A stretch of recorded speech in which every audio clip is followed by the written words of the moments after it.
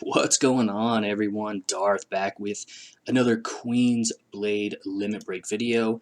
And in this one, we're going to do just like a preliminary overview and review, initial thoughts and impressions on a new game feature that was added with yesterday's maintenance. It was kind of like a last minute, and that's how this game does it. They generally just say, hey, we're going to take it down, performing maintenance. And we never know what to expect. They could be adding new warriors, they could be making changes, they could be fixing things. It's always a surprise when we log in.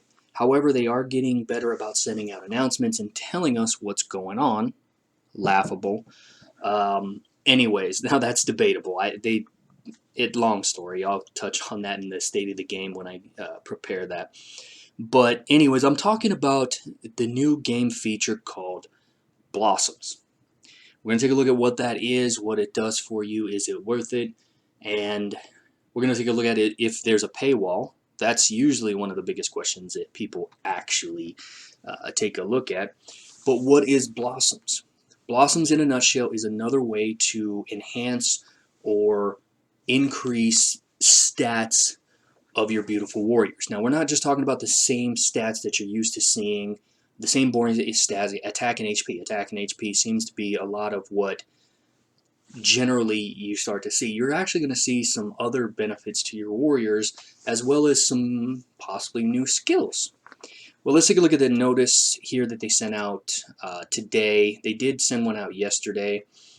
Blossoms features, you use special items to increase the blossom level and raise your beautiful warrior stats.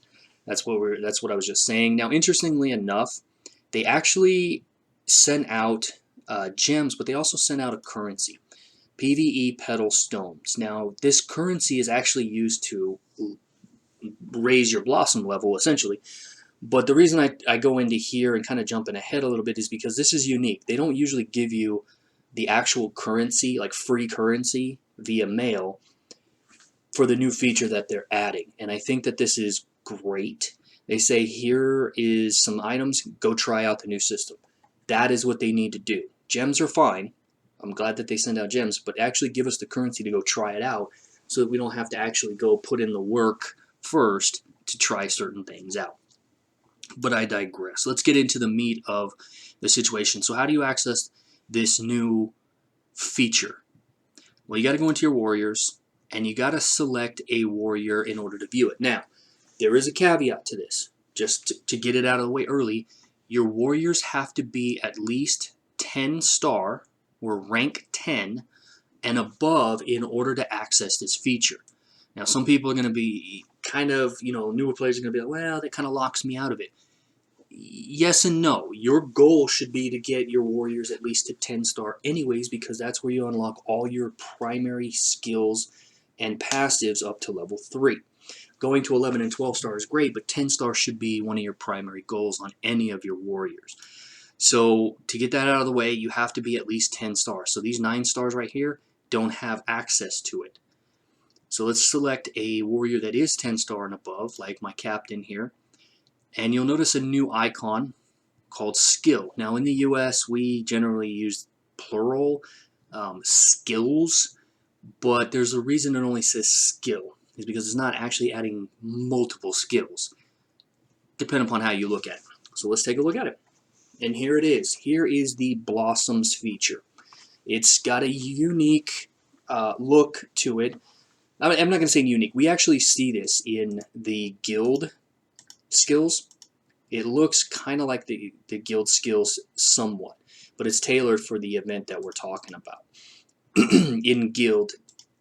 Now let's go back into the warrior here, take a look, and you'll notice that the leveling up system is kind of just like the guild skills. Is once you invest in materials, it looks like it's going to, now if it follows suit, it's going to go to the right, so it's going to go attack, HP, damage bonus, damage resist, pierce, and speed. As you invest this material that we just looked at in the email, called these PvE petal stones, you're going to be able to increase these attribute stats. Now I like this because it's not just attack and HP, as I mentioned earlier. You're actually going to go in a circle, it looks like probably clockwise, investing. Interestingly enough, it's not just the materials it's gems. It does cost gems every time you level up. Now this adds another unique layer to the game. It could actually add another problem to the game because a lot of people are worried about paywalls when it comes to anything that they add to this game or any new game. We'll talk about diamonds in just a little bit, in just a second, but I want to go over some other unique features. Now, if you notice, it says skill or skills. It's not just enhancing stats. It's actually, once you get up to a certain level, it's actually going to provide you with a unique skill, and it seems to be unique to each type of warrior. What I mean is DPS, support, tank. Tank, although is a support, it's not classified as a support necessarily. It still says tank. So on this, my Liliana is a DPS.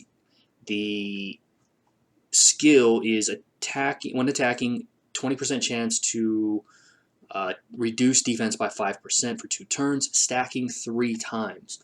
Now, it may not seem like you'll be able to get that 3 times, but a lot of this ability actually has a different name, but it actually is on a lot of warriors. So there's not a lot of variety in skills. We're going to take a look at that in a second. You can continue to level it up to an 80% chance of reducing defense by 5%, stacking 3 times. In addition to leveling it up, you're also going to get a huge attack boost. That's what this is right here. Attack boost. New, 3,000, 4,000.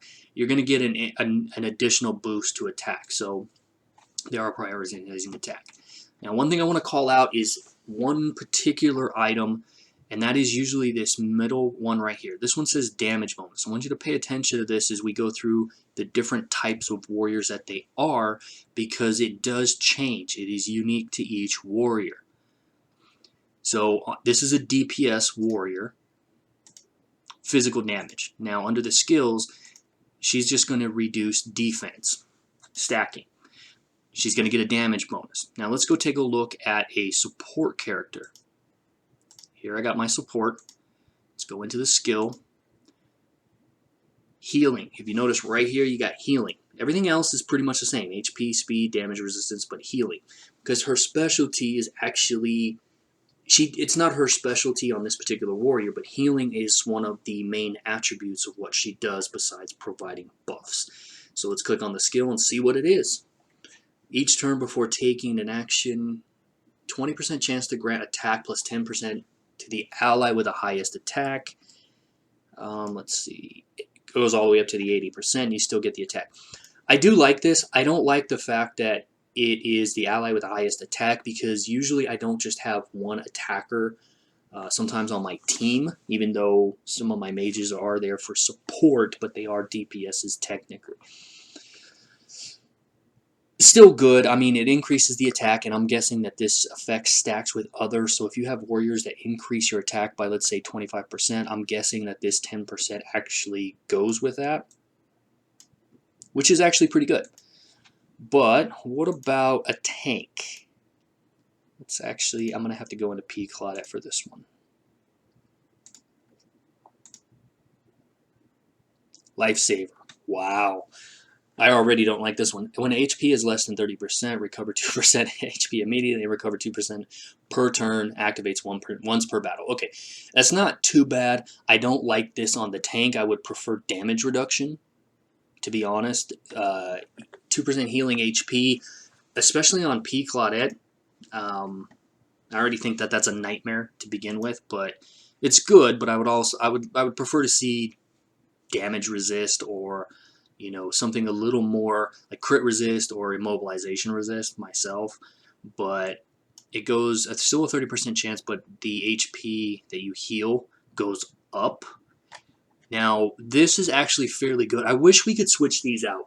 I wish they would give us an option, because HP recovery would save on a rune slot if you're using the damage one type for either magic or physical that heals you for X percentage of the damage. I think that this is actually sufficient enough to actually replace that rune. But anyways, so your mages are basically going to be the same, guys. Oops. They're going to be classified as it's called something different. This one's called punishment, but it's the same thing. It's a defense reduction, and it's going to help you stack that defense reduction up to 3 times. So I think that this is all in all very cool. Let's see what the mage is. Mage, even my mage here is still a support, but she's a damage dealer, so she gets the damage bonus. What did P. Claudette get? Tanks are going to get received healing. Okay, so that is unique. It does change. Another unique thing about this that I do like, I'm going to go back to Captain Liliana here, is speed. That's going to be extremely helpful for people. Pierce. So defense pierce, basically.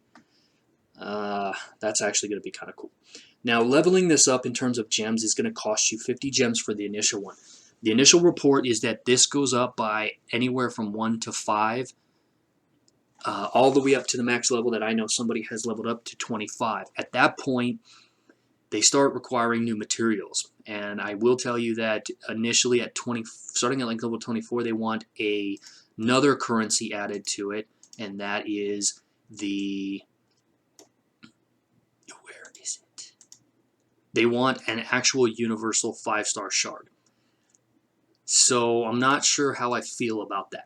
Now let's talk about the gems. Some people are going to look at this and go like, well, I'm not going to have gems to be able to do that. That is true. So leveling this up is going to present a couple of problems. One is being able to have the gems to be able to do it, and then at higher levels to even unlock even the first slot, what other materials is going to be required. Now this currency here is actually easy to get. They actually implemented, to their credit, if you go into the quest section under daily trials and XP, they added 2 new levels, a Beisel 3 and 4 to each of these. But under XP, you'll notice that the bottom level actually gives you currency, and this is another way to kind of get you to invest gems. And this is the theme I'm kind of getting at, is that people like me who stack gems are now no longer going to be able to stack them as frequent and often as we can, because now we have an incentive to come in here and spend even more. I don't generally need the XP, despite what other people may think. Then you couple that with the fact that you can switch to summoning with gems here. It seems like they understand that the game does throw gems at you, and they need a way to get people to actually stop hoarding them so that people will buy more of them. Does that make sense? I don't know. What do you think of this particular system, guys? This is actually fairly decent. I can see that this actually is going to be a little bit difficult for even me at higher levels based on what I'm hearing. If they're going to start adding new things that you're going to need, like universal shards and stuff, because universal shards are generally bought. What else is going to be required when you start to get up to the higher levels of this blossom here? You understand what I mean? Let alone the gem cost. So I'm not sure. Time is going to tell. I'm going to play around with this system a little bit. Also interesting to know is once you get to level 60, you can unlock PvP blossoms. It's going to take some time for people to get there. I think that whales are going to have a bigger advantage here, so I'm kind of conflicted about some of this, just based on the initial preview and review. What do you guys think? I think this is actually cool. I wish that you could switch this out between a number of skills that would have given it a little more robust, because I think certain warriors, even if they're DPS, could benefit from changing some of these out, but that's just me. Leave your thoughts and comments in the sections if you have any questions. Let me know. I'm gonna immediately follow up with this on a gems video, because it seems, as I mentioned just a short while ago, it seems like they are understanding that they need people to buy more gems. So the next video that I'm gonna upload, I'm gonna do is how I get so many and how I keep it so high, and what you can do to have a steady income of gems without breaking the bank. See you guys in the next one. Take care.